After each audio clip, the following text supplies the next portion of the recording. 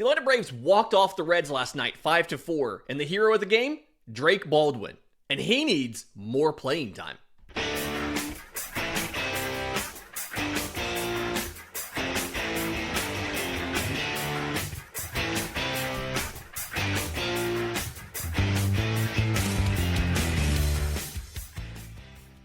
Yes, welcome on in to Braves Today for Friday, May 9th. Your source of news, notes, and updates on your Atlanta Braves. I'm your host, Lindsay Crosby. You can follow me on social media at Crosby Baseball. You can follow the show on X, Braves_today.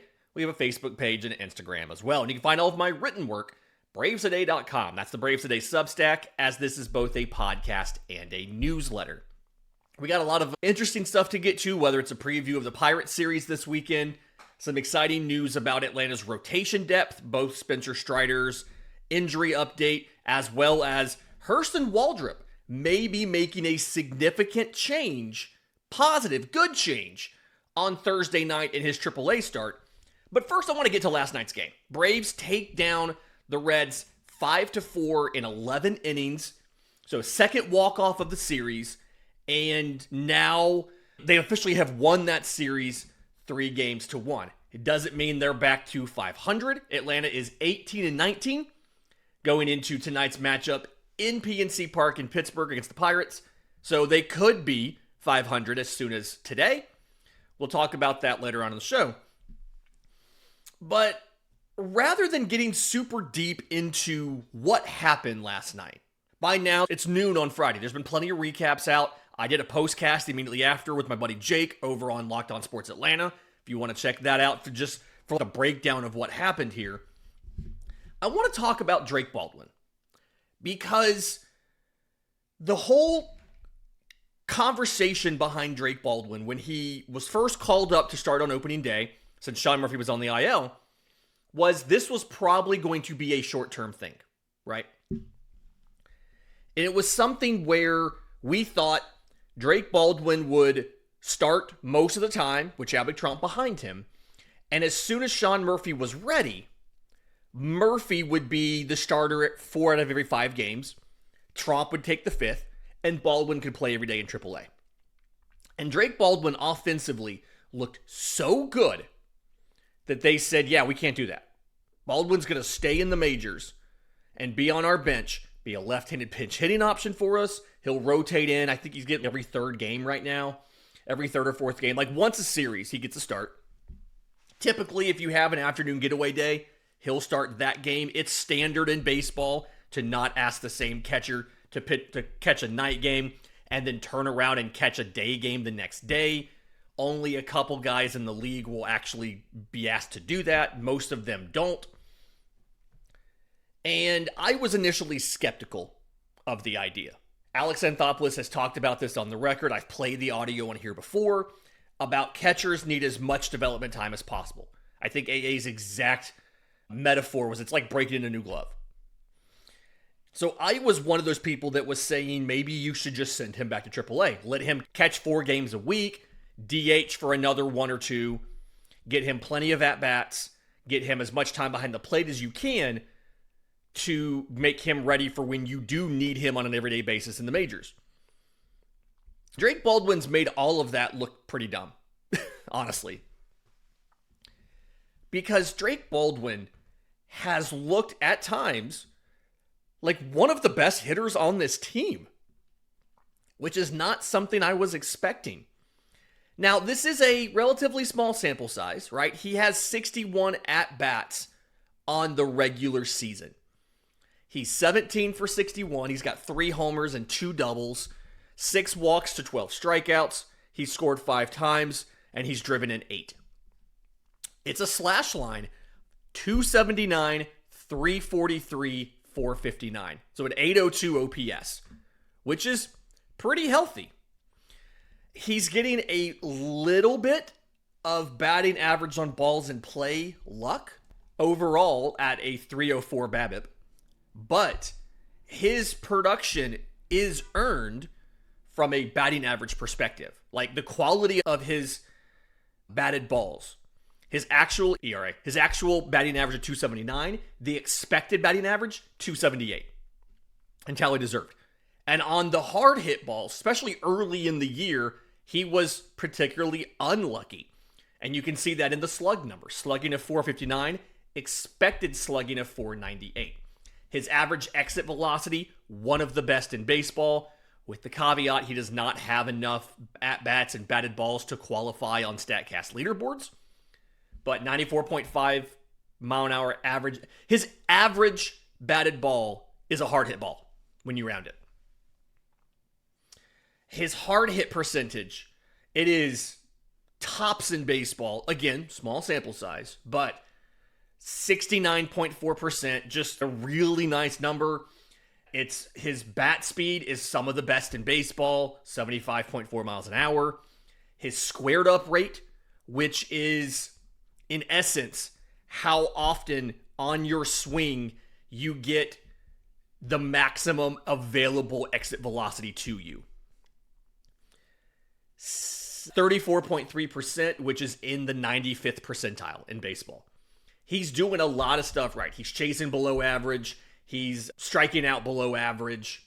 He's doing a lot of stuff great. Now, defensively, he still struggled a little bit, and that's some of where the Gwinnett time would come in. He struggled a little bit with blocking and caught stealings. His framing's gotten really good, actually. He's like 80th percentile in framing, despite not having a ton of innings behind the plate as compared to everybody else. That's an accumulation stat. The more you play, the more framing run value you can accumulate. He's at the 80th percentile, despite only playing in 21 games and having less starts than that. And here's the thing that I'm starting to think about. Every at-bat you're getting from him feels like a very good at-bat. He could sit on the bench for 2 or 3 days, and he comes in and gives you a high-quality at-bat. It doesn't always work out. 9th inning on Thursday, didn't work out. He struck out. He comes back in the 11th. He gets the base-winning hit to left field, right? Even on Tuesday, when he comes, and I believe he came in as a pinch hit thing, he's the one that was calling Fairchild to slide when Fairchild was coming into the 9th inning, because Fairchild didn't know the ball was coming to home plate. He's the one that told Fairchild to slide to get down to avoid the tag and tie the game up in the 9th. I'm starting to feel like there is a path to get him some playing time in the outfield, and specifically left field. We are all happy with Alex Verdugo, right? He feels like he's giving us high quality at-bats. Here's the thing. Alex Verdugo, this season for the Braves, 73 at-bats, he's batting .260, 7 RBI, 10 runs on 19 hits. He stole 1 base. I think he's only struck out like 6 times, and he's walked 6 times, okay? In the last 15 games, he's batting .238. In the last 7 games, he's batting .138. Alex Verdugo is 4 for 29 with 3 strikeouts in the last 7 games. I'm not saying Drake Baldwin needs to be the everyday starter, but I'm saying that you need to find a way. It's clear at this point that from a consistency perspective, he's one of your best bats on the roster. Drake Baldwin, every time he's in there, he's giving you high quality at-bats. And that's not something you're always getting from everybody else, right? This team, what we've talked about with this offense for seemingly a year and a half now, is when they're hot, they're great. When they're cold, they're not. And Drake Baldwin doesn't ever really seem to be cold. Drake Baldwin seems to be, at the very least, very even keel at the plate all of the time. And when you're in a situation where you've got some veterans underperforming, I just told you about Verdugo. Last 15 games for Marcell Ozuna, he's batting .222 with more strikeouts than walks. He's got 4 RBI in the last 15 games. He scored 3 runs. He struck out 14 times. He's .222 with a .315 slug. Even in this last 7 where he's 6 of 24, I think there's 1 extra base hit in there, right? His slugging's .292. His batting average is .250. I think there's a path to get Drake Baldwin 2 starts a week behind the plate. Sean Murphy gets the other 5. But also, maybe you try him in the outfield one day. Maybe you try him at DH one day and get him in the lineup 4 times a week. Because he's arguably earned that many at-bats. And right now, you have other veterans, like an Alex Verdugo, like a Marcell Ozuna, that haven't. You don't have to leave Baldwin in the game the entire time out in the outfield. I understand he's never played it before. He's a catcher. There is precedent to catchers making a transition to the outfield. But at the very least, it's a way to get him into the game. And right now, it's a way to get his bat in the lineup. And right now, Atlanta cannot afford to not get his bat in the lineup. Despite barely playing, he's in the top 5 or 6 of National League Rookie of the Year odds right now. Because he's played so well in his limited playtime that Vegas is assuming the Braves are going to find a way to get him in the lineup more. And I think that's a good idea. In just a second, let's talk about Hurston Waldrep. I thought he had a breakthrough last night in his start for Gwinnett against Durham. We'll do that next, right here on Braves Today. But first, today's episode is brought to you by our friends at Chinook Seedery. You guys have heard me talk about this ad nauseum at this point. The absolute best sunflower seeds on the market. Bobby Witt Jr. thought they were so good, he not only partnered with the company on a custom flavor, the lemon pepper is his, he became an investor in the company. 8 flavors: original, lemon pepper, jalapeno ranch, smokehouse barbecue, hatch chili, dill pickle, cinnamon toast, parmesan, and pepper. Go to ChinookSeedery.com, ChinookSeedery.com, Seedery.com. Promo code BRAVES gets you a couple things. If you buy the sampler, 2-ounce packages of all 8 flavors, they ship it to you for free, but you get 10% off with promo code BRAVES. Once you figured out what you like, go back, you can buy a variety pack, it's a case of everything, or you can build your own case with just the flavors you like. Promo code BRAVES gets you 10% off of that order, as well as free shipping if the order total is $40 or more. So again, ChinookSeedery.com, promo code BRAVES. That's ChinookSeedery.com ChinookSeedery.com, promo code BRAVES. Again, 10% off, free shipping on orders over $40, and supports the Braves Today podcast. Welcome back to Braves Today. Lindsay Crosby just breaking down all of the action from yesterday. And I want to talk about Hurston Waldrep. We saw him in 2 starts last year, and he was, to put it politely, bad. He was not good in those 2 starts last year. And the main issue for Hurston Waldrep was an inability to throw strikes. He pitched 7 innings last year. He got 3 strikeouts. He walked 8 batters in 7 innings in the majors. His ERA was 16.71. Now, that's obviously an incredibly small sample, right? But the walk issues are something that he's been dealing with almost his entire career. So in college, 2 years at Southern Mississippi, transferred to the University of Florida for his 3rd and final year before he got drafted. Longtime listeners of all of my different stuff know that I'm not a big fan of the University of Florida's pitching development. They really don't do a great job of developing pitchers, whether it's optimizing their pitch mixes, working on their mechanics, whatever it might be. Okay. In his college career between Southern Miss and Florida, he walked 98 of the 892 batters he faced. And the worst year of the 3 was the year at Florida. It was a 4.2 walk per 9 innings, okay? In Atlanta's minor league system, going into last night's start, 4.9 walks per 9 innings. And the run prevention's kind of been there, right? 3.65 career ERA in the minors, although he struggled a little bit more in AAA than he has in the lower. But opposing teams have had the opportunity to score. His career whip in the minors, 1.52. He's allowed 3 base runners every 2 innings. And for the most part, he's managed to get around it. Some of that is the skill of hitters in the minors. When he got to AAA, that really started to bite him in the butt. And the issue here is his delivery has always been a little bit violent, and it's impacted his command and control. And to just refresher for anybody who's not 100% sure, those are different things. Control is your ability to throw strikes. Command is your ability to locate your pitches, throw them where you want them in or out of the strike zone, right? So you can have control without command. Having command should give you at least a base level of control as long as the locations you're trying to put them are in the strike zone. It's rare to see a guy with command and no control, because that's just a dude who doesn't want to throw a strike. Blake Snell's a great example of this. Blake Snell would rather walk you than give you a hittable pitch. Because a walk, the worst that can happen is you get one base, barring some sort of weird throwing error or something. So it's very rare to see a guy who has command and not control. But the issue for Waldrop is the four-seamer shape has never been really good, and then the locations on it as well, okay?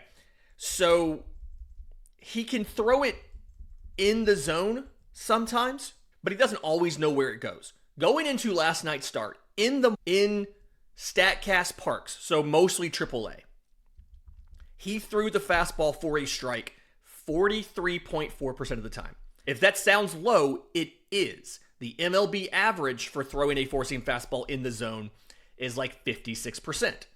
So 13% below the MLB average for throwing strikes with your fastball. And then we combine that with the fact the shape has not really been great. So the concept of induced vertical break, I've talked about it on the show before, but the idea is when you throw the fastball, it has backspin. And so the backspin and the resulting movement of the pitch from that backspin prevents the ball from dropping as much as it would from gravity. And how much it resists dropping because of the backspin, that amount is the induced vertical break, right? It's a positive number. If the ball drops more than gravity because of your spin, it has negative induced vertical break, right? A curveball is a pitch that has a lot of negative induced vertical break. A fastball has positive induced vertical break because it is resisting some of the effects of gravity to some number of inches. When you look at this, 18 inches of induced vertical break is considered to be above average. 20 is elite, and anything below 16 is considered to be below average. Now, you can be below average and still have an okay fastball if you have the horizontal movement as well.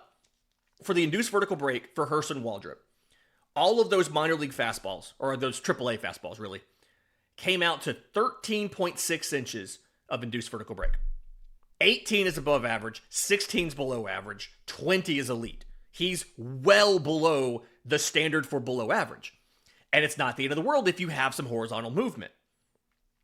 If you get just a couple inches, they consider that to be a cut fastball.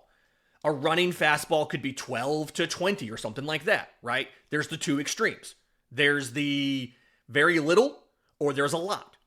He's in the middle between them, 4.7 inches of horizontal movement.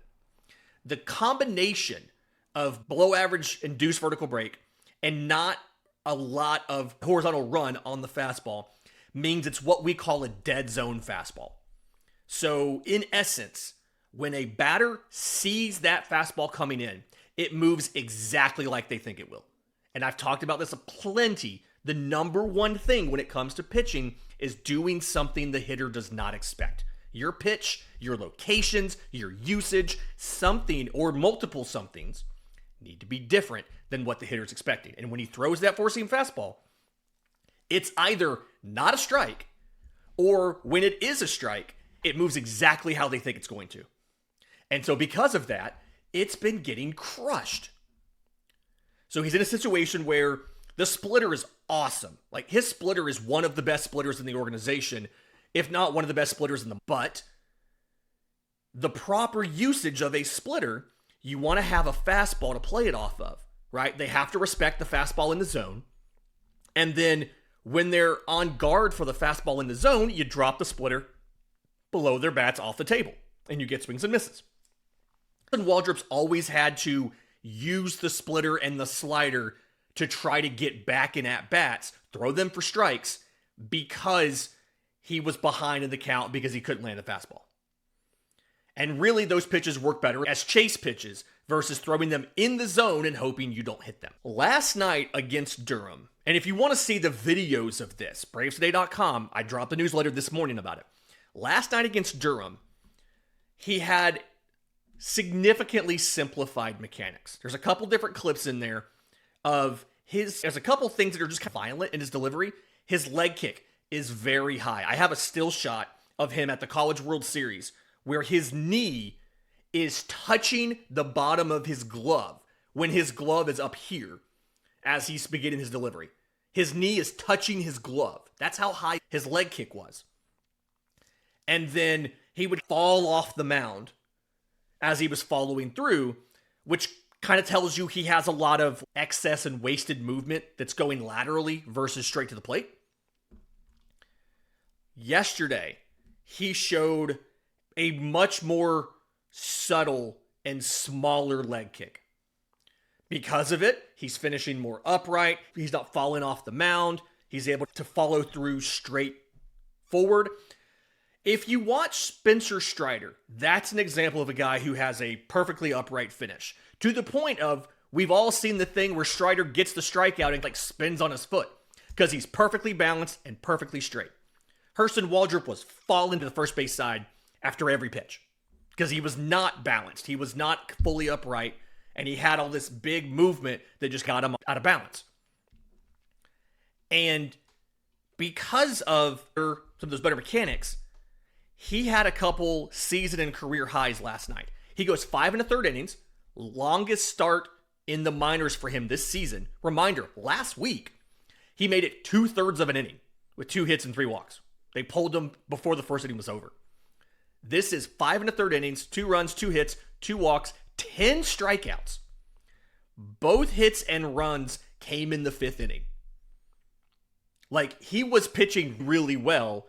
And then as he started to get fatigued a little bit later is when the leg kick started to get a little bit higher. He started to get a little more unstable and start drifting to the side a little bit on the follow through and things like that. But with those new mechanics, he was practically unhittable early in the game. And this is a big deal because your rotation depth, and we've talked about this a few times now, your rotation depth is in the majors already. Your rotation depth was AJ Smith-Shawver and Bryce Elder. That was your rotation depth. And they are pitching for you in the majors every 5th day. They'll both pitch this weekend. And after that, if you told me right now, we need a spot starter at Gwinnett, I would not be 100% sure who that person would be. Would it be Davis Daniel? Would it be Hurston Waldrep? Would you try to do something like a Nathan Wiles again? Who would that guy be? Ian Anderson's not ready for that yet. Who would that person be? That's where we are right now.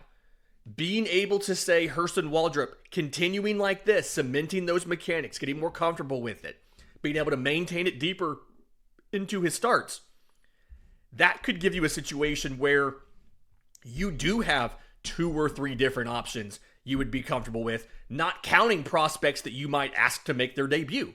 Wiles had a bad first outing in the bullpen in Atlanta. He's been a good starter in Gwinnett. Davis Daniel has been, again, a rough debut with Atlanta out of the pen. He's been pretty decent in Gwinnett. Hurston Waldrep has been pretty bad up until last night, but last night's start was a good one. So I'm hopeful that these changes can stick and he can get to that promise that he had when you took him in the first round. In just a second, let's break down this weekend series. The Pirates are not a great team. They've struggled a lot this year. But despite that, there's a couple things to be on guard for. We'll do that next, right here on Braves Today. Final segment of Braves Today, Lindsay Crosby breaking down what to expect this weekend. 3-game series in Pittsburgh against the Pirates. PNC Park's a lovely ballpark, by the way. Interesting game times here, 6:40 Eastern on Friday, 4:05 Eastern on Saturday, 1:35 p.m. on Sunday on Mother's Day. If you have not bought a Mother's Day gift, go do that. Pitching matchups here, Bryce Elder versus Bailey Falter on Friday, AJ Smith-Shawver versus veteran Andrew Heaney on Saturday. And Sunday is Chris Sale versus Carmen Bladinsky. You miss Paul Skeens? I'm a fan of Paul Skeens. The way this team is played right now, I am okay if you don't have to face Paul Skeens this weekend. You know what? If you are 10 games over 500 and you've got a couple games leading the division, sure, let's go up against Skeens and see what we can do. Right now, trying to get to 500, let's skip Skeens. I'm fine with it. So things to know about this. Falter's a lefty. So first thing there, you faced very few lefties this year as far as lefty starters. You're going to get 2 in a row with Falter and Heaney. Carmen Bladinsky is a righty on Sunday, but you'll get 2 straight lefties. For Falter, it's all on the fastball. He throws 5 pitches. He throws a 4-seamer and a sinker. He's got a slider, a curve, and a splitter. Nothing really drops that well for him. 4-seamer doesn't have as much horizontal movement as a normal 4-seamer does. Cut fastball. The sinker doesn't drop a whole lot. Like, its movement is closer to the 4-seamer's movement than it is to a traditional where a sinker would be. The slider is, sometimes it kind of looks like a cutter. As far as the movement, it doesn't drop as much as the normal slider does. And even the curveball doesn't drop as much as the normal curveball does. The breaking pitches have been very bad for him this year. Like, they're not doing well. He's given up, what is it? I think it's a 259 average. That's right, 333 average on the slider with a 750 slug. And that is all it earned. Like, the expected numbers are there, or right there as well. So 3 homers off the slider. The curveball is a little better, 238 average and a 333 slug. It's okay. But the slider's been the big one he's really struggled with. Righties are going to see all 5 pitches, right? He's going to throw everything. 4-seamer, slider, sinker, curveball. He does have a split finger. He's thrown very few of them, but he has it. Also doesn't drop a ton, right? It's sitting on the movement plot. It's sitting right below the 4-seam and the sinker. It's a weird profile. He just does not get a lot of drop on these things. And he's okay with throwing a lot of these in the zone. He's pretty good about leaving the 4-seamer up in the top part of the zone. The sinker, he throws a lot middle and down. Sometimes it's all over the zone. So you're going to get hanging sinkers to try to hit. The curveball, he's pretty good about painting the corner with it. So be mindful of that. The split finger could go anywhere. Like, I don't really feel like he has a lot of great control over the split finger, which is common for split fingers. It's a low rotation pitch. Often guys don't have great control of it. The slider, he likes to throw it for a strike like belt high, which is a weird place to use it. Maybe that's an accident. That's not where his targets are. I'm looking at the heat map, not his targets. But it's weird usage here. It feels like you should be able to do something off of him. I know I've said that a lot, and Yamamoto carved you up and things like that. But 1-3, 5.06 ERA with 28 strikeouts in 37 innings. You can hit Bailey Falter. It can happen. Andrew Heaney has been much better in his 7 starts, 3.18 ERA. And this is one, both his fastball and his changeup, his 2 most heavily used pitches, have been really good. 4-seamers coming in, the velocity's not there, 90 miles an hour. Changeup's at 81. He's got a slider, a curveball, and a sinker. And the breaking pitches, again, have not been great. When you look at the combination of these, the curveball, he doesn't throw it a ton because it's given up a 500 average. The slider, he uses more. It's given up a 333 with a 625 slug. You can hit the breaking balls, but the 4-seamer changeup have been dominant. They combine for 65% usage. Like, it's almost all 4-seam changeup. That's what you got to worry about. That is going to be a righty thing. Righties are going to get 4-seam, then changeup, then slider, then curveball, then sinker. Lefties, different mix. He leads with the 4-seamer and then the sinker. It's a lot of power profile to you. He rarely throws changeups to a lefty, but he's going to throw plenty of sliders, right? So it's 4-seamer, sinker, slider, and then changeup or curveball. Okay. So interesting kind of usage, interesting kind of pitch mix here. 4-seamer, he likes to throw it like belt high. That's his most common spot, is attack zone 5, belt high, middle of the plate. And I don't understand how people don't hit it. It's given up a 172 average and a 362 slug. And his most common location is middle. I don't get it. I don't know what he's doing. But just be you're going to see some swings and misses on Saturday that piss you off. because it's going to be a fastball down the middle, and they're going to foul it off. They're going to miss it. They're not going to do damage with it, and you're going to be like, what happened? And just know that I have no clue.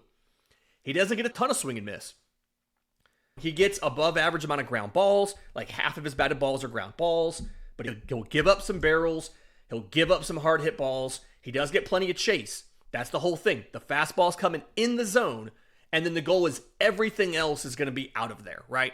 I'm going to take the changeup to the edge of the zone. I'm going to try to drop the slider below your bat, probably bottom third or just below the zone. The curveball, if I'm throwing that curveball, I'm going to try to land it. Sometimes he throws a slower variation of the curve, a slow curve. I predict a frustrating game for Braves fans because the stuff looks hittable, and for some reason, dudes just aren't hitting it. And I don't know why, but just heads up on that, okay? Sunday, Carmen Bladinsky.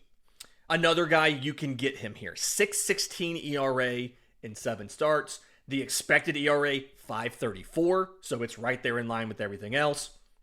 He's very much a side-to-side kind of thing. Four-seamer, slider, and sweeper. Love a good two slider profile. A sinker, a change, and a cutter.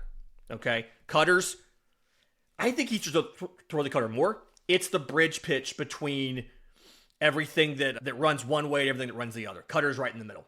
I think he should throw it more, but he doesn't. So, leads with the four-seamer. The fastballs combined are not good. Four-seamers allowed a 326 average and a 630 slug. The sinkers allowed a 364 average and a 455 slug. So the fastballs are not good.